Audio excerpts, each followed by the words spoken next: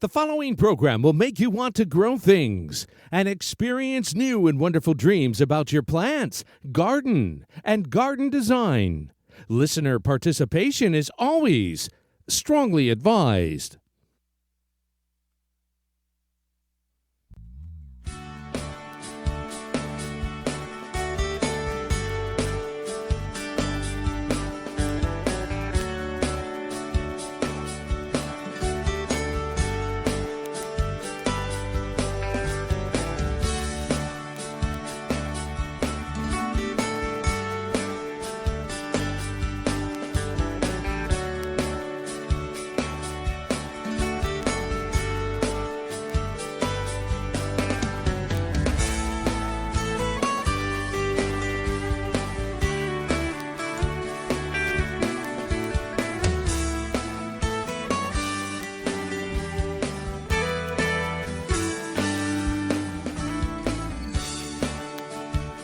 Good evening and welcome to Down the Garden Path with your hosts Joanne Shaw and Matthew Dressing, right here on Reality Radio 101.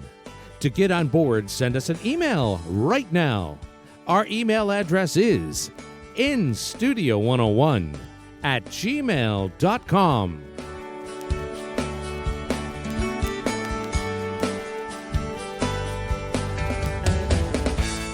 And now, right to your hosts of Down the Garden Path, Joanne Shaw and Matthew Dressing.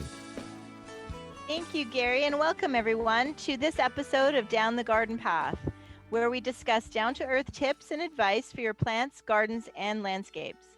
As landscape designers and gardeners, we think it is important and possible to have great gardens that are low maintenance, and we want to help you make it happen. I'm Joanne Shaw, landscape designer and owner of Down to Earth Landscape Design. I've been designing beautiful landscapes for homeowners east of Toronto for over a decade. With me across the city is my co-host Matthew Dressing. Welcome, Matthew. Welcome, Joanne. Good evening, everyone. I am Matthew Dressing, horticulturist and landscape designer and owner of Natural Affinity Designs. Natural Affinity is a landscape design and garden maintenance firm servicing Toronto and the Eastern GTA. Joanne and I enjoy hosting Down the Garden Path each week, bringing you interesting, relevant, and helpful topics to help you achieve a great garden.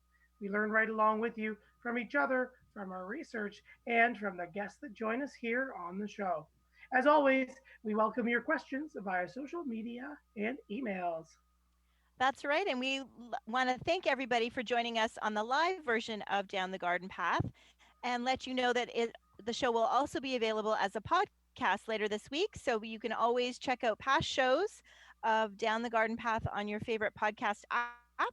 And while you're there, please don't forget to subscribe to be notified of new content. And of course, please like, share, and leave us a comment. That's right. So, everyone, as you know, with a new month comes a new topic on Down the Garden Path. And as we continue our topics of Beyond the Basics here this May, we are going to talk about or continue our discussion this month with straw bale gardening. So, joining us live across the Zoom airwaves, we have Joel Karsten to help continue the discussion of growing beyond the basics. Excellent. I'll tell us a little bit about Joel, who's joining us via Zoom. So, a farm boy who grew up tending a soil garden like other gardeners have for centuries, shook up the gardening world with his first book describing his breakthrough straw bale gardening concept. The New York Times called Straw Bale Gardening a revolutionary gardening method, and his ideas have been enthusiastically embraced globally, making his books bestsellers in many languages. He has earned a BS in horticulture from the University of Minnesota and spends his summers tending his vegetable garden, doing research, and experimenting with new ideas and methods he can pass along to his followers. He's a popular speaker, making appearances around the world at events celebrating innovation, garden enthusiasts, and healthful lifestyles. He is renowned for his social media presence, blog, and online impressions. Thank you very much for joining us on the show today. Thank you, Joanne and Matt. Thanks for having me. I'm glad to be with you. we're both really interested and excited to talk about this topic too. And I think it's, we were chatting a bit before the show about how gardening is so, everybody is so keen right now with all that's going on in the world. And so this is a new way to introduce them to straw bale gardening. That's right. That's right. I got an email from somebody today and I wrote back to them and said, you're going to be joining the 21st century greatest hack ever for gardening, vegetable gardening, when you become a straw bale gardener. So it fits right in line with what's happening. You know, a lot of millennials getting into gardening, younger people, and the other people that love my method are seniors, people that are seasoned gardeners who've been doing this for a long time, and traditional methods get a little more difficult. So straw bale gardening is very simple and less physically taxing. Excellent. Well, why don't you start off and tell us a little bit about your journey and how you got to Sure. this point? I'd love to. As my bio said, I grew up on a little farm, crop and dairy farm in Southwest Minnesota.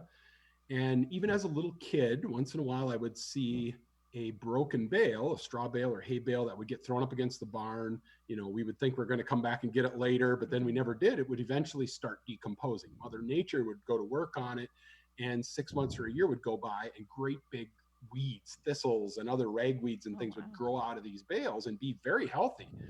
And so that kind of left an impression on me. I later, 15 years later, went to the university. I got a degree in horticulture and I bought my first house. Now, anybody knows when you're a horticulturist and you buy a house and the moving van pulls up, that your first instinct is to grab your shovel out of the back of that moving van and find out what kind of soil you just bought, right? Turns out I bought 1 inch of topsoil that covered everything. And underneath that was terrible construction fill. And I knew that I wasn't gonna be able to grow a decent garden, vegetables in particular, in that kind of soil, in that condition. So I also figured building raised beds would be a great idea. You know, as a horticulturist, trained horticulturist, that's what you do, right? But my problem is I didn't have any money because I just graduated college. Also being a horticulturist, right? A horticulturist, and I just bought a house. So I didn't have money. But I did remember these bales that used to lay by the barn. And I thought, you know, if thistles and ragweed grow so well out of those decomposing bales, why wouldn't tomatoes and peppers? So I started doing some experimenting. That'll be 29 springs ago this year. Wow. And here we are 29 years later, and I'm an overnight success. It took 14 years of basically nobody being interested at all. I always say for the first 14 years, it was very lonely. Nobody would really cared. And then it'll be 15 years ago this year when I was discovered by a local reporter, and he put me on the news on the NBC affiliate here in Minneapolis. And he came and filmed my garden and did a whole story about it. And that sort of launched everything. That was also, if you remember back, that was about the beginning of Facebook and kind of social media.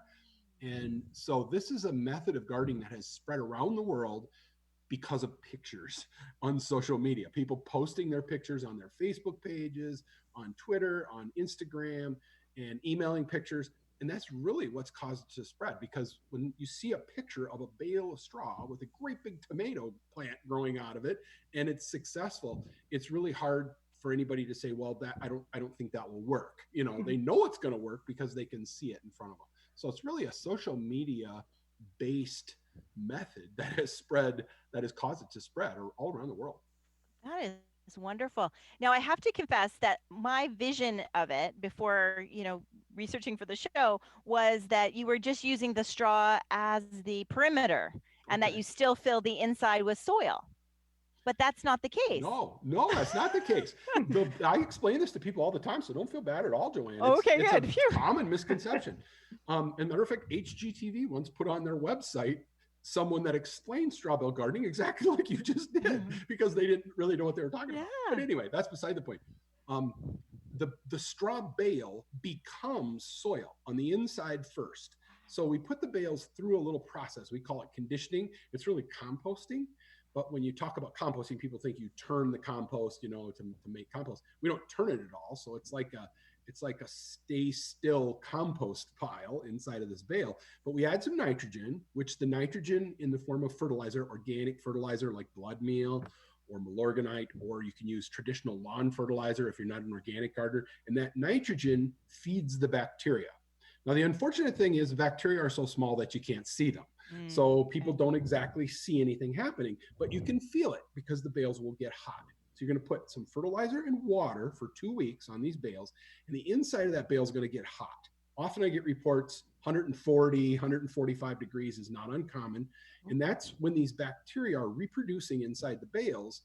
They, believe it or not, they vibrate. And that vibration, when they're reproducing, is what causes friction, which dissipates as heat. So it's these little tiny microscopic bacteria rubbing back and forth on one another that causes the heat that's generated by these bales as they're decomposing. After that process, that, it's too hot, you wouldn't plant anything in that bale during that 2 weeks. But as soon as that period ends, now the bales start to cool down.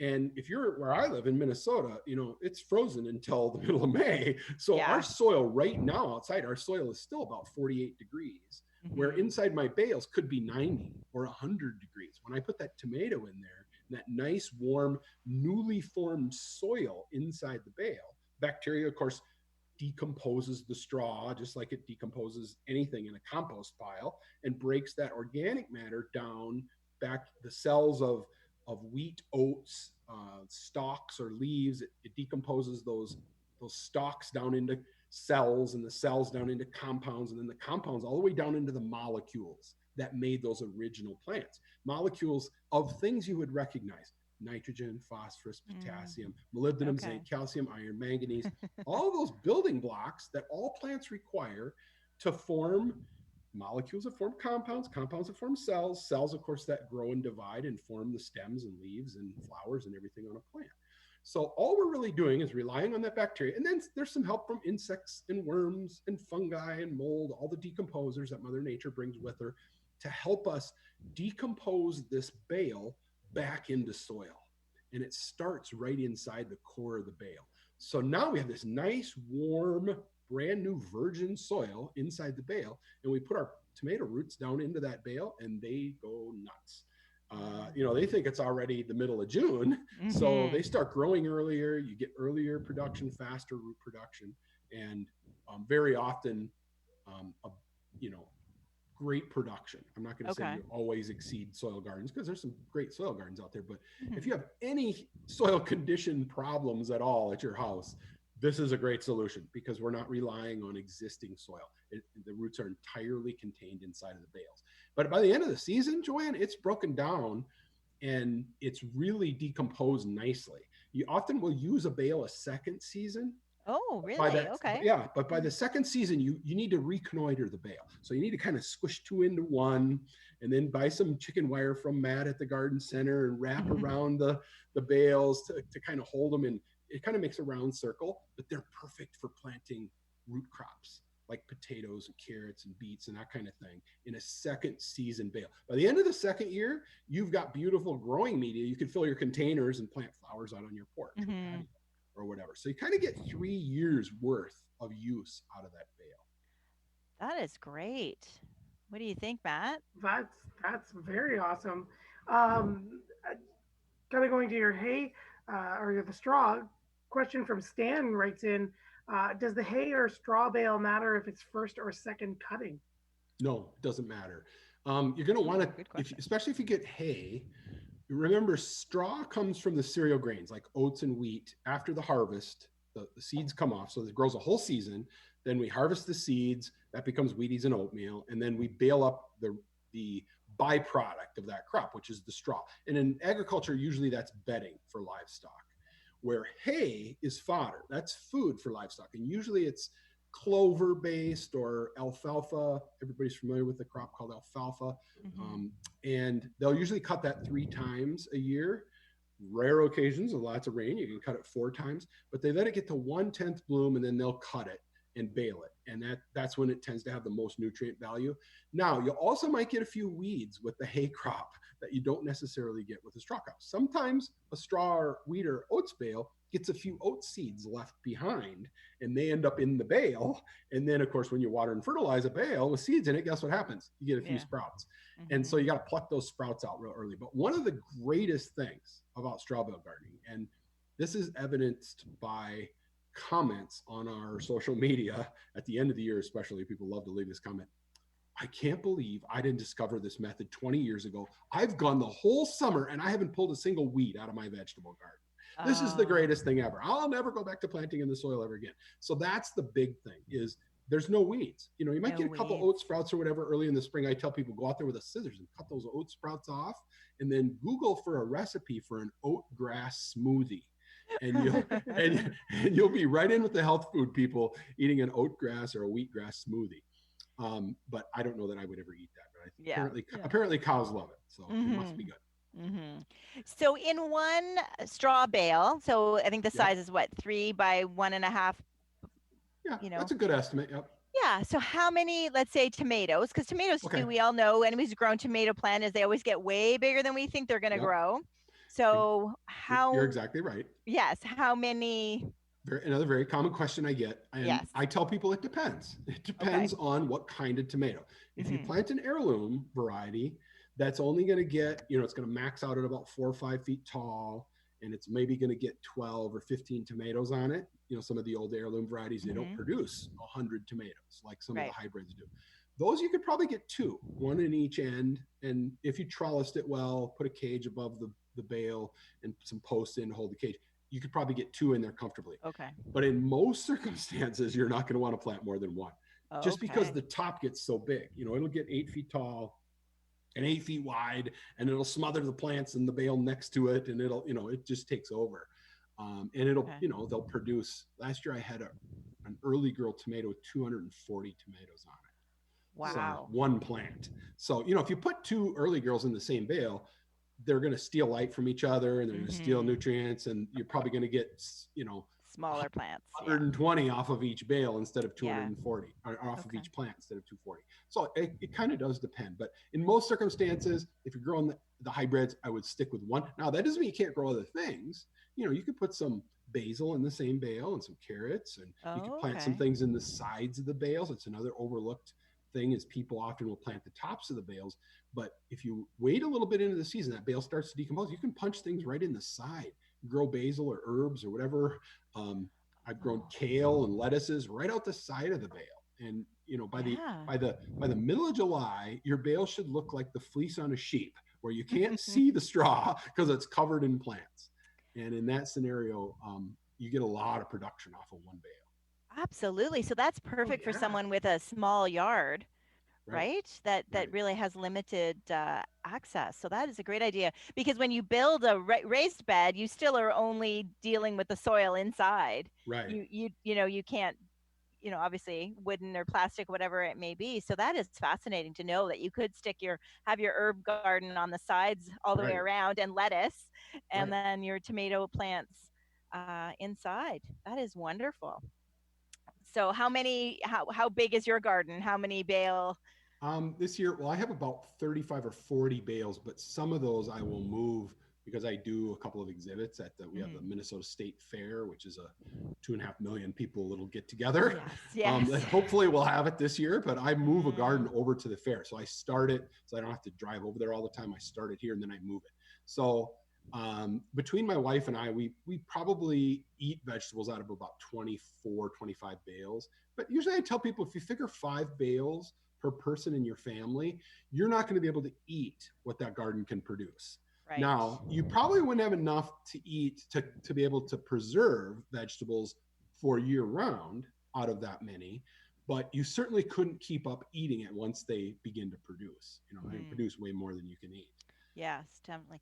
Well, that is one challenge I find with, and even noticing it on social media, I'm sure you both have seen it as well, that all the new people that are really excited about starting their first vegetable garden are literally, building it like 14 by 18 feet. Right?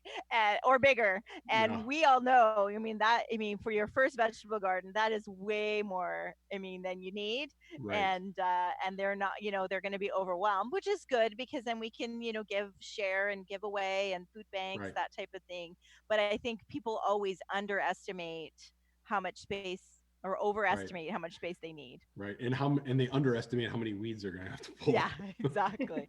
Yeah. So that is not having to worry about weeding. Now, what about like watering it? Like, because it's all kind of built in, like watering and fertilizing sounds like, you don't have to worry about that as much. Well, here's the thing about watering is if you look at what straw's main job is in agriculture, it's bedding material for livestock. And the reason it's used as bedding is because straw has this amazing capacity to absorb and hold on to water, moisture. The stalks of the plant that's baled up, the oats or the wheat, are hollow, long, narrow, hollow, skinny tubes. And water droplets, when they touch the end of that tube, they get drawn inside the straw by, it's a principle of physics called adhesion that pulls that water into the straw. And then once it's inside, it can't come back out. That's another principle called cohesion. Water droplets attract to each other. And so a bale of straw, a farmer can throw it in with the cows or the pigs, and that one bale of straw, dry bale, will absorb from 5 to 7 gallons of water. And then, of course, when it's saturated, then they send their son or daughter in there with a pitchfork to haul it all away. It becomes like a diaper for livestock. So that's its main purpose. So this bale of straw that you put in your garden has this amazing capacity. Once it's soaking wet, it's going to hold on to 4 or 5, at least, gallons of water inside that bale.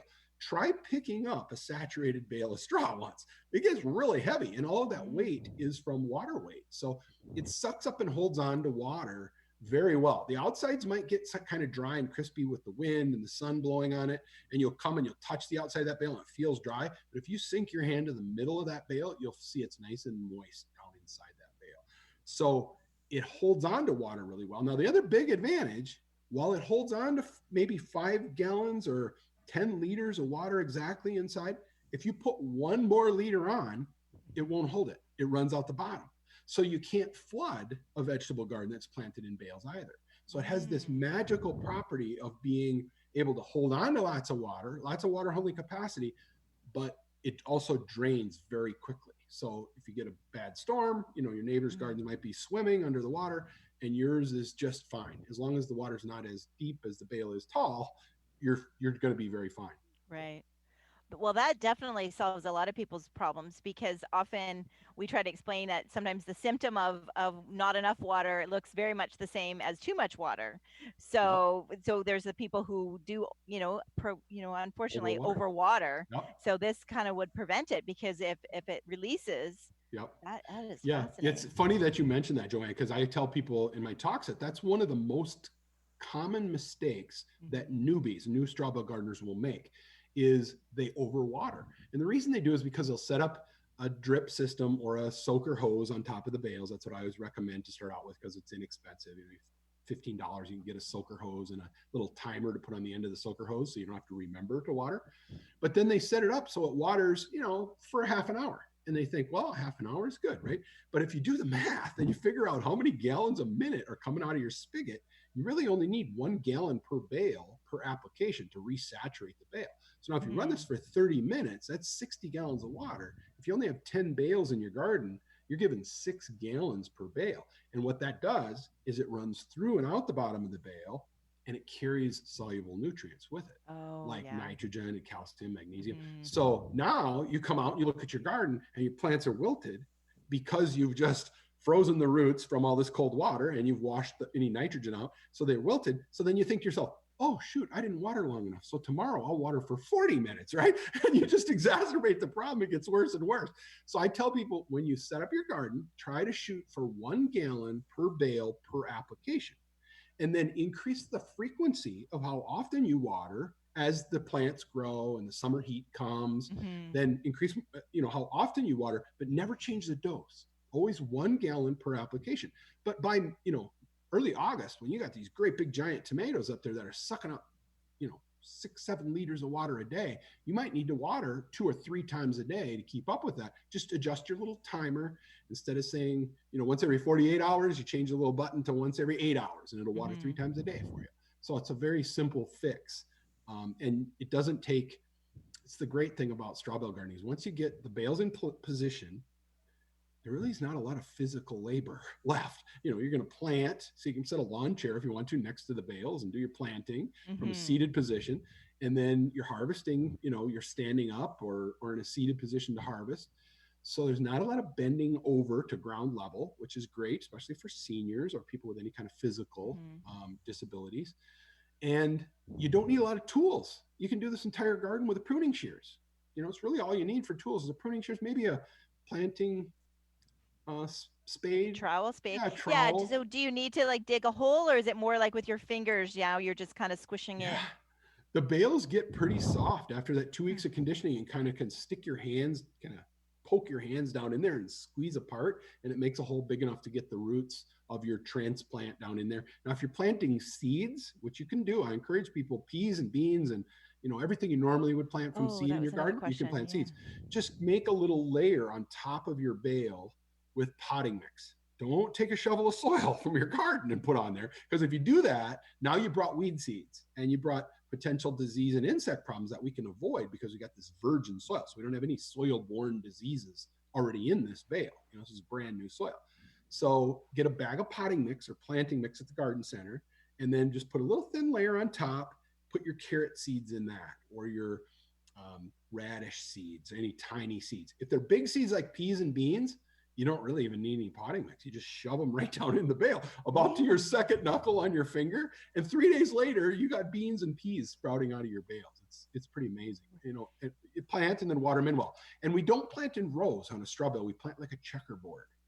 Oh, so okay. Plant, kind of in a pattern. What I like to do is I put my potting mix on top of the bale, and then I take a tray that I brought home from the garden center, and the bottom of those trays always have a grid pattern on them, and you can kind of stamp in that potting mix a grid pattern, and then you plant right on that grid pattern. It keeps your spacing nice, and allows you to get a nice even planting.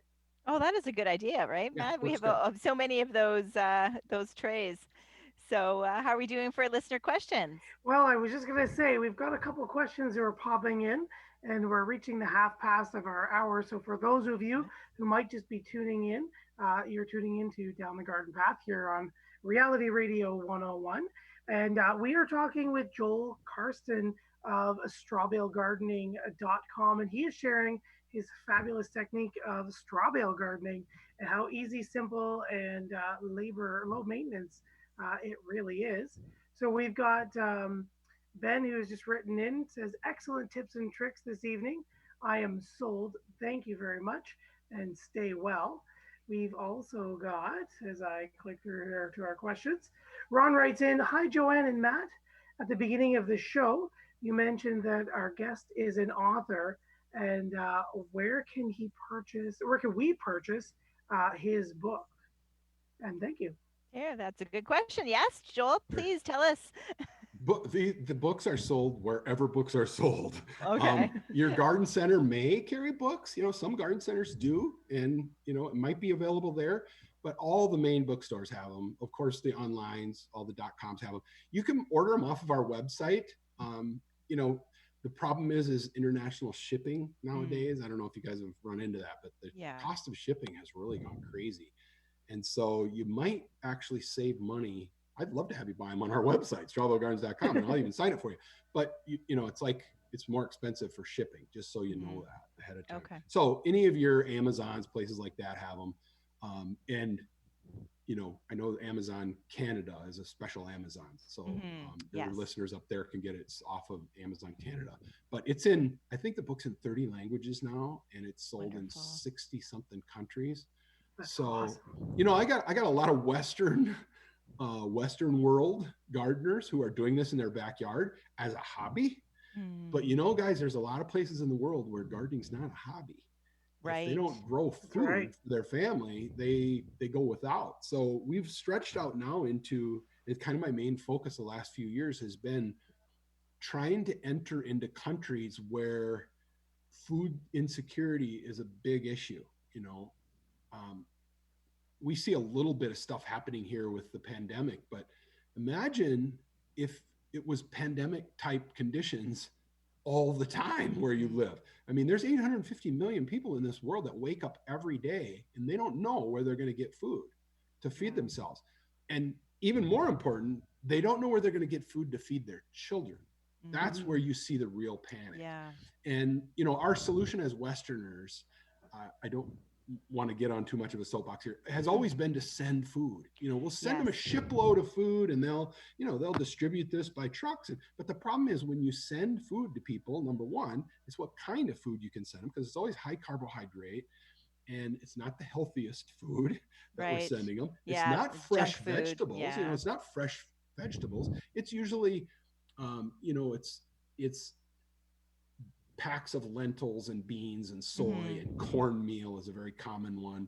And you also ruin the economy for local farmers, because who is a local farmer? Who's going to go out and work and raise food if everybody in your town is getting free food from Yeah. food aid programs? So there's that very difficult balance. So what I tell people is, if you teach people how they can garden and grow their own food, even people who've never gardened before, may not know anything about growing food, they can do this with 3 short videos. We translate into their native language. They watch 3 short videos and they're up and running in terms of gardening, and they're able to produce food within 45 days.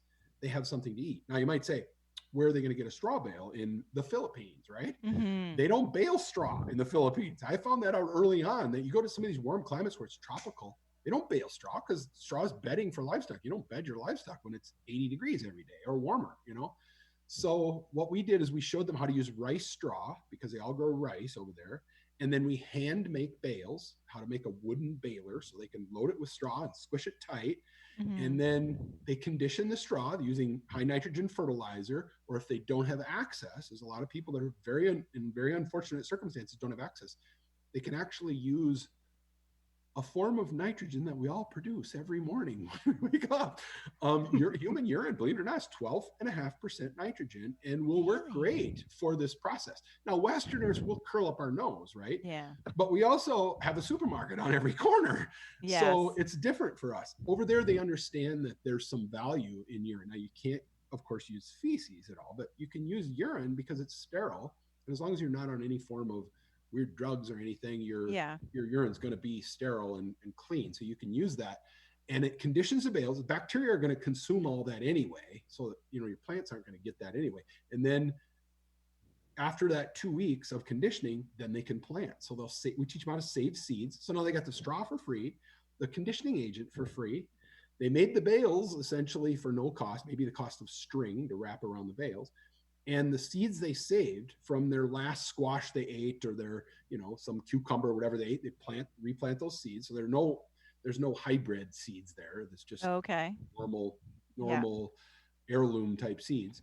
And 45 days later, they're harvesting lettuce, or, you know, beans or peas are coming in their garden. And these are people with no experience whatsoever in an urban environment. And they're doing this on top of, you know, asphalt or compacted clay.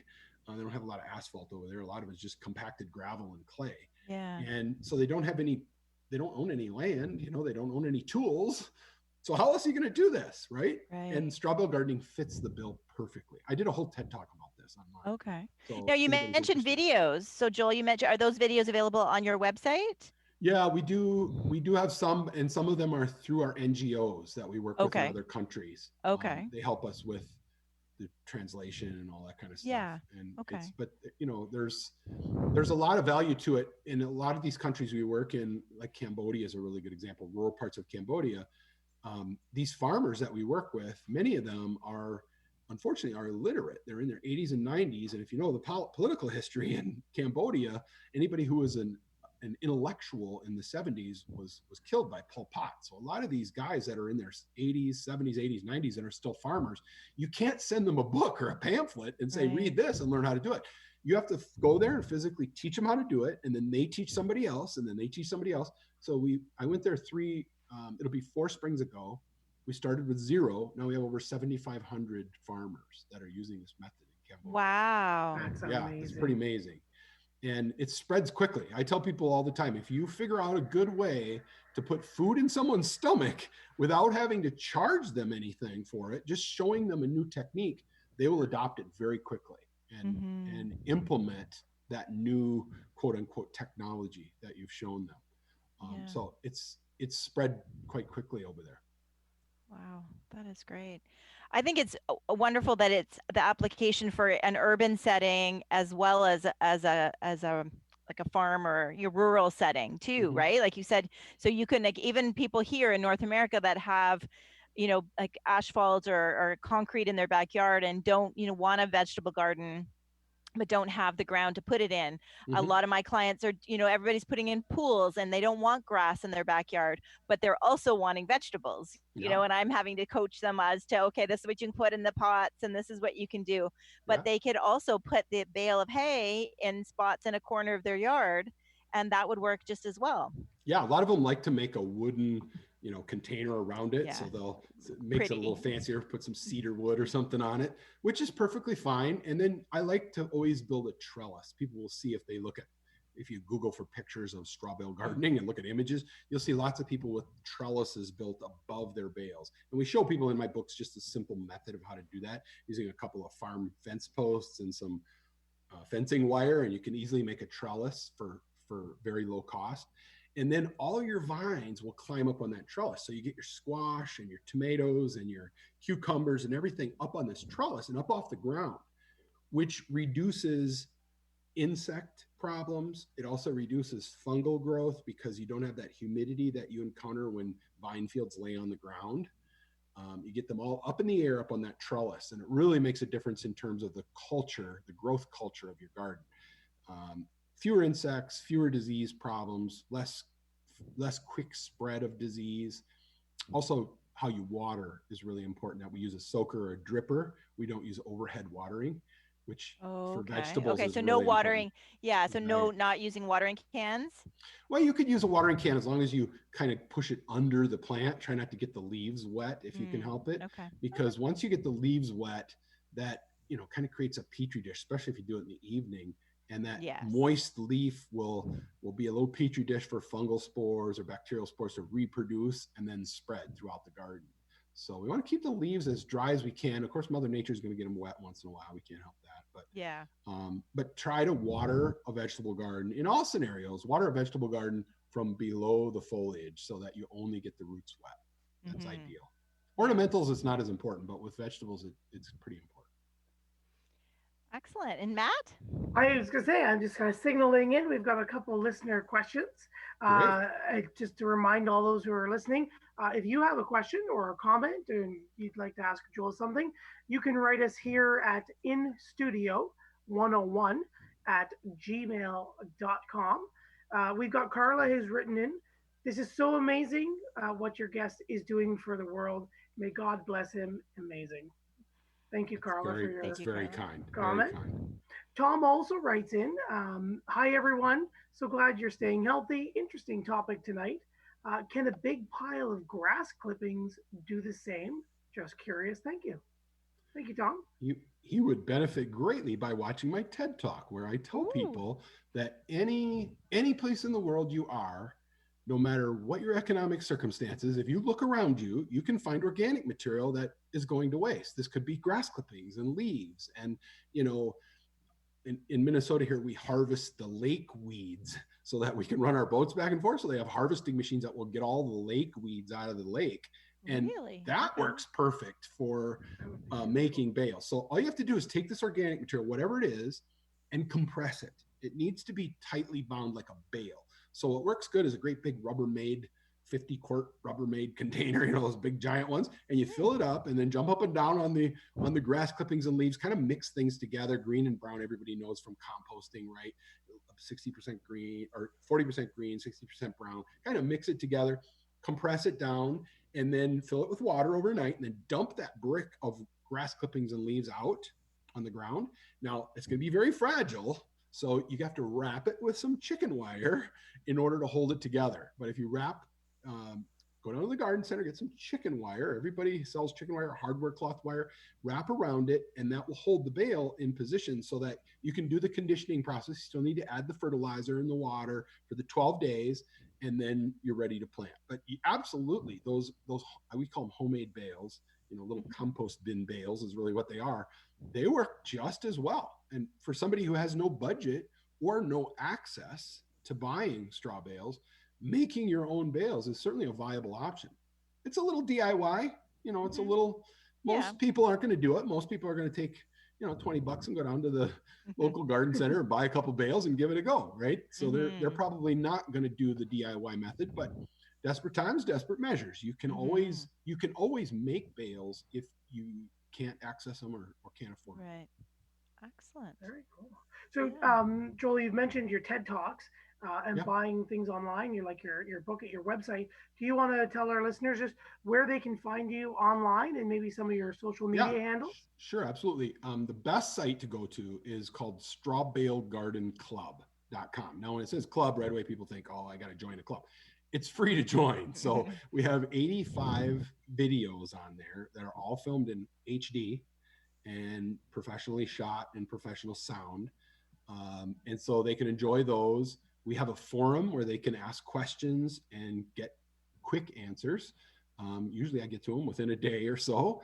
And just lots of camaraderie of people down there from all over the world that do straw bale gardening, that share their passion about straw bale gardening.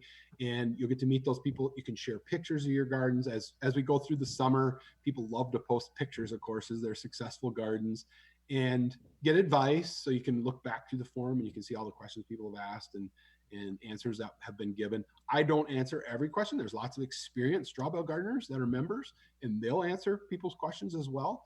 But it's really a great site to get to know. If you're just looking for information about me or my speaking or something like that, strawbalegardens.com is a good site. But for basically for everything else, strawbalegardenclub.com is the best website to go to for all things straw bale gardening. We also do sell, and I hate to even talk about this because we can't ship it to Canada because of customs issues, but we sell a product that has a lot of blood meal in it. And so if you're an organic gardener in Canada, I would encourage you to go to a farm supply store and buy a big bag of blood meal. That's really what you need for the conditioning process of your bales. We sell a product called Bale Buster, which is really blood meal in a pail, and then we add some fungi spores and some bacteria spores to it.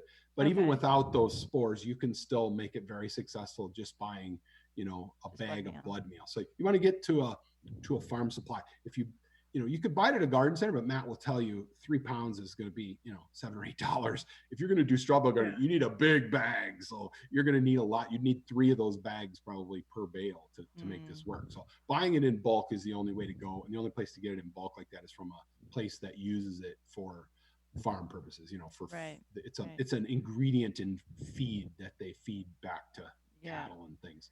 Matt, does the garden center carry big bags? They do, but just like Joel said, you get the bigger bags and the bigger pails, and they're very expensive. So definitely check out your local farm or supply store. Hey, if you got a garden center that carries big 50-pound bags, that's a good place to go too. You just need to find it in a big enough bag that that it's becomes economical. Buying it in a little 3-pound, people are like, I spent $5 to buy the bale and $20 on the blood meal. So it can be economically challenging if you don't. If you're not an organic gardener, people can do it with lawn fertilizer. You just buy cheap lawn fertilizer, and that works good too. What about organic lawn fertilizer? That would work as long as it has at least 5% nitrogen. So if you can find one that fits that bill, that's really what you're looking for. You got to have at least 5% in order to get enough volume into the bale to feed those bacteria, because it's really all about molecules of nitrogen. That's what we're looking for here. So those bacteria are hungry and they're going to consume that nitrogen you give it. So if you're using something that has, 0.5% nitrogen in it, you're going to have to put a lot of nitrogen. We need to get the carbon nitrogen balance in that bale down to a 20-to-1 ratio. And most, like a bale of wheat straw, will start out at 80-to-1. So if you can imagine, if you had an 80-pound bale, that would take 8 pounds of nitrogen. Well, if you're 0.5% nitrogen, imagine that, how many pounds of that fertilizer you'd have to have. So if you buy blood meal, that's 15% nitrogen. So, for every 5 pounds you put in, or 6 pounds you put in, you're adding a pound. So, it's really a math problem. It sounds like it. The fertilizer that we sell, the organic fertilizer, Joanne, you and I have talked about it from before, from Fafard, has a 7. So there is a Canadian counterpart out there for organic. That would work good. It's not too bad. It's amazing how much gardening sometimes does come down to the math. We always go back to our famous show with Aquascape, and Gary, I think it was Gary, asked the gentleman from Aquascape how many fish could he have in his pond, and he did this like complex math response, and Matt and I are like, oh my gosh. Depends on how big the fish are. I know, suppose, right? That's what they was like. like the amount, how deep it went, like the water Yeah. volume and the fish size and like this complicated math. And Matt and I were like speechless, looking at each other, like, oh boy. Yeah. I would have just said 2, so none of them are lonely. Yeah. So yes, it's so funny the things that the math comes in handy when you think about it. So that is great. And you've written how many books, Joel? 5. Believe it or 5. not, Okay. on this subject. There's so much to know. Really? Actually, Okay. I'll tell you what happens. And this is a little inside baseball for you. If you're a garden writer and you write a book and it's successful, the publisher wants you to write another book about the same subject, because then they can go out and pitch it as, here's a new version, So it's really about the song and dance of pitching books to people who are book buyers. Mm-hmm. And so once we had a book that was really successful, it was a believe it or not, it sold more gardening books.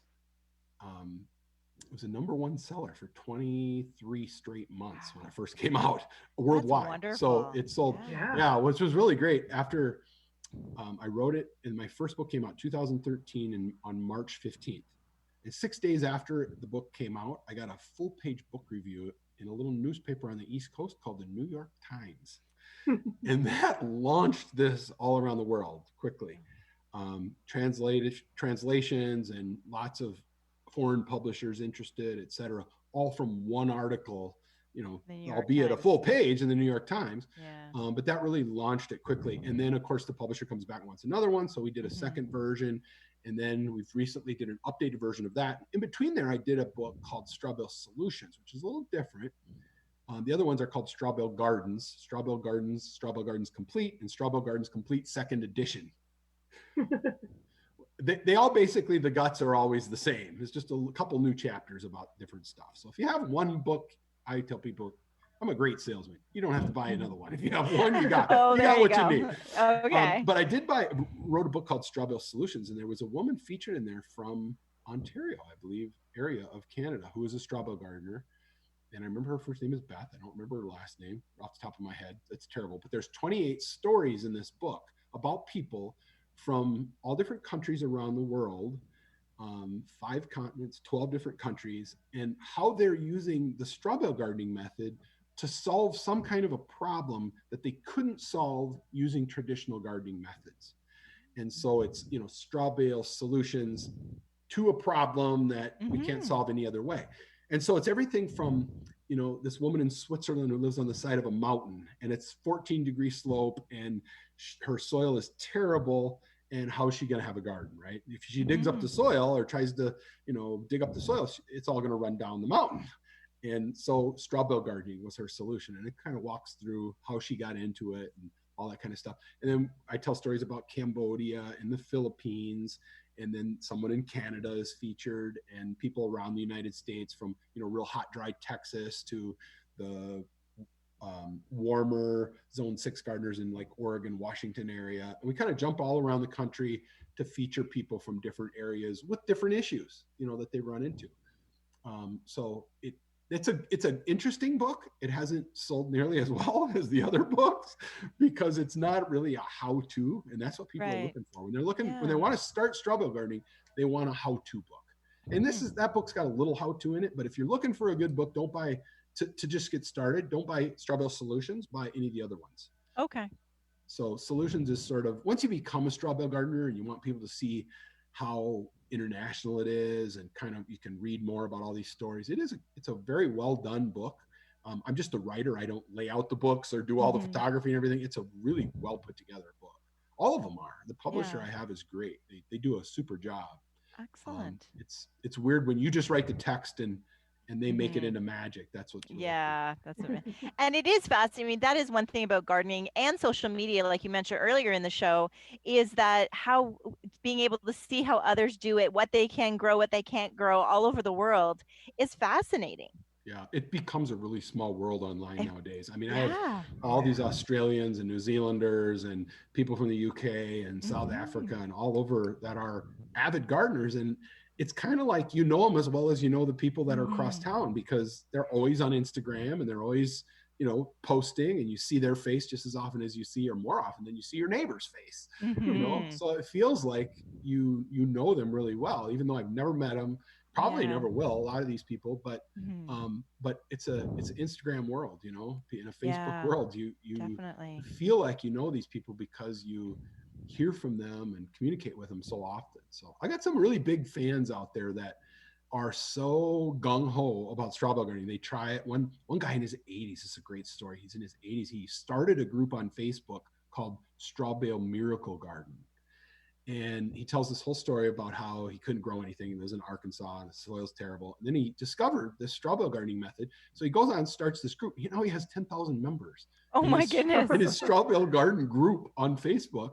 And he promotes the heck out of straw bale gardening. I mean, he's sold more books for me than any salesman ever. And just because he's so in love with it, and he converts other people that have same issues. He's an older guy, and it's difficult to do traditional gardening. He just fell in love with it and wants to spread the word. So you can't deny when people are out there and they become big supporters and fanatics. I mean, I let them run with it, let them spread the word. For sure. Oh, I'm impressed 80 years old and on Facebook. I mean, that just technology, that's half the battle. Now, Matt, I'm speaking for you because Matt lives in an apartment, has a balcony. I'm sure you must have had experience with people that now with the condos and apartments and balcony gardening. Absolutely. And if you've ever been to Paris, France, look up at the sides of the buildings. Every balcony has a garden of some kind, usually pots and containers and things. But you certainly could do a straw bale garden. There's going to be some issues if you have drainage. If your neighbor downstairs is going to get wet when you water your garden, because some of the water will go through the bale. So there's ways you can take care of that. You can put like a retainer container of some kind underneath, and then run a little pipe off the side to do your drainage. And people have come up with great stuff. I have pictures in my book of a balcony and how they finagle a little plumbing mechanism to be able to do it. But where there's a will, there's a way.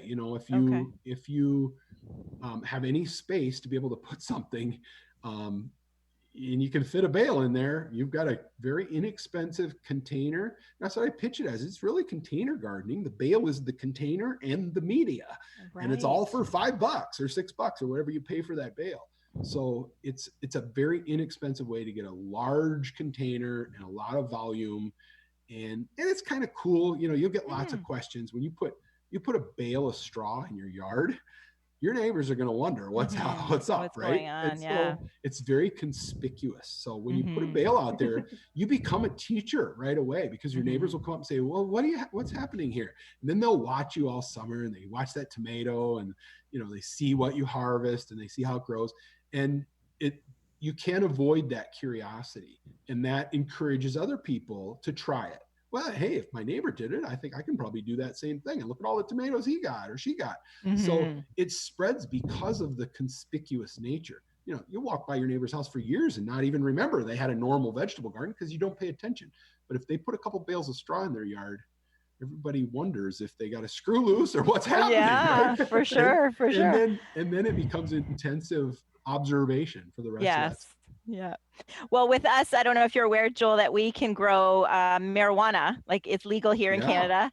And so that has been, so 4 plants per household. Yep. So that has been a booming, last year was a booming industry of everybody going crazy, growing up to 4 plants in their yard.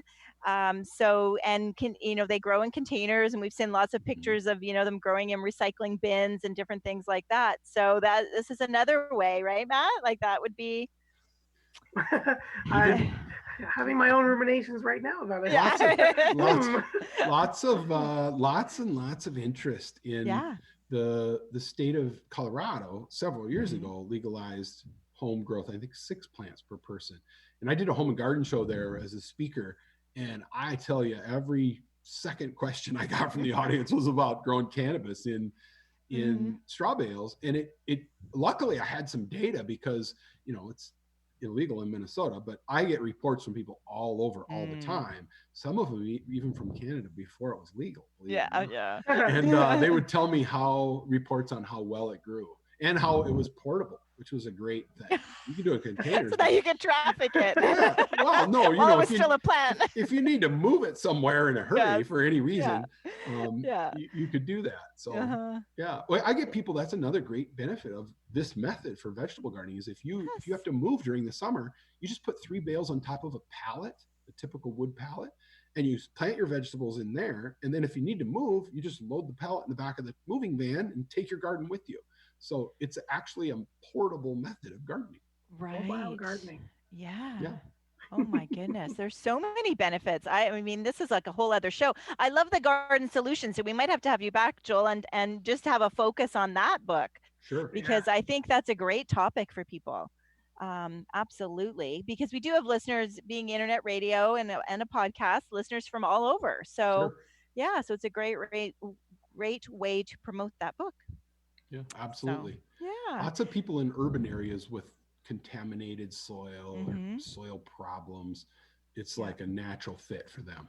Yeah, absolutely. I think the fact that you can use it for a few seasons as well, because I think all of our condo dwellers and stuff, especially in Toronto, yes, you can put them in containers, but that's storing those containers and finding a place from the winter to bring the container inside. And, you know, it presents its own challenges too. So something that like a straw bale is a little bit easier to handle.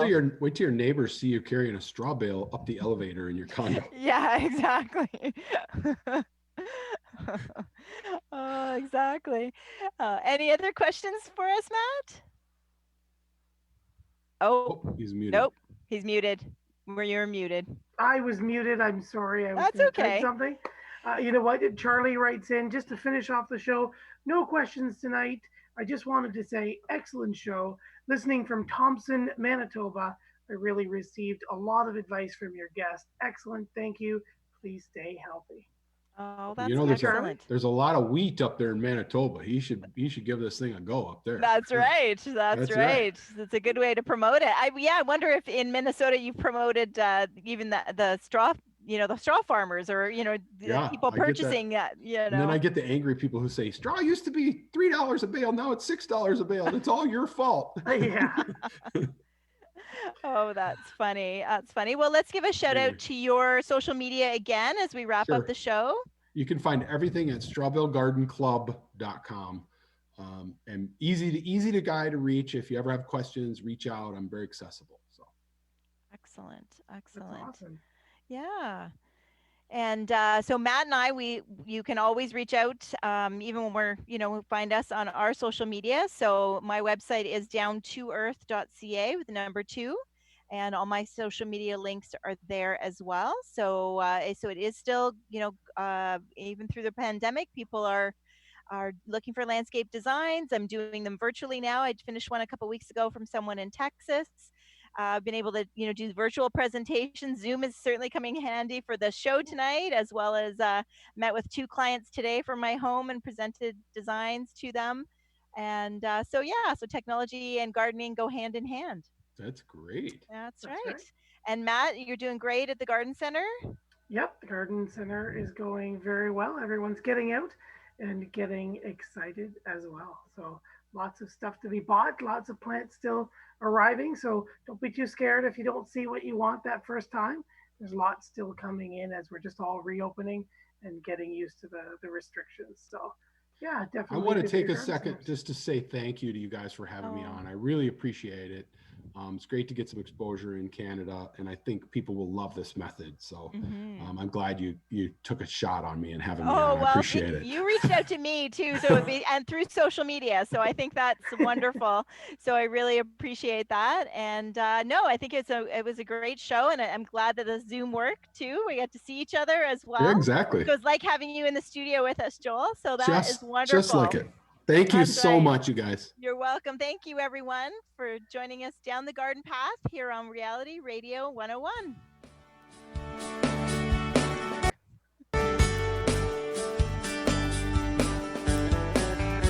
Thank you for listening to Down the Garden Path with your hosts Joanne Shaw and Matthew Dressing, right here on Reality Radio 101.